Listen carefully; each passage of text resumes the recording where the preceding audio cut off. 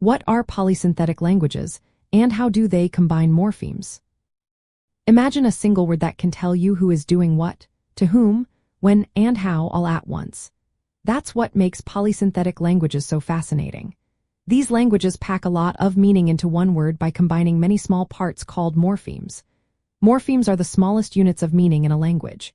In most languages, words are made by sticking a few morphemes together. But in polysynthetic languages, words can be like tiny sentences all by themselves. They often express ideas that in English would need several words or even a whole sentence. The word polysynthetic comes from poly meaning many and synthetic, which refers to putting parts together. These languages have a very high ratio of morphemes to words. That means each word can contain a root plus many affixes.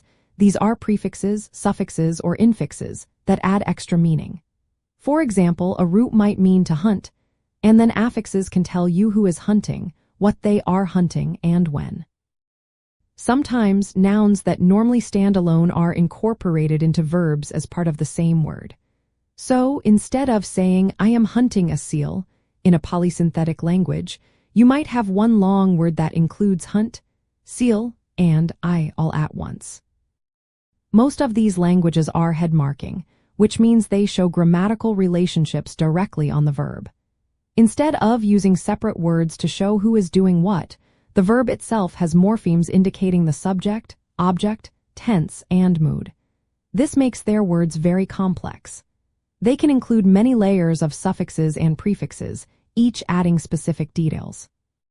For example, one word might tell you that the action is happening now, who is involved, and whether it is positive or negative. Take the Inuktitut word Tusatsaranengichulujunga.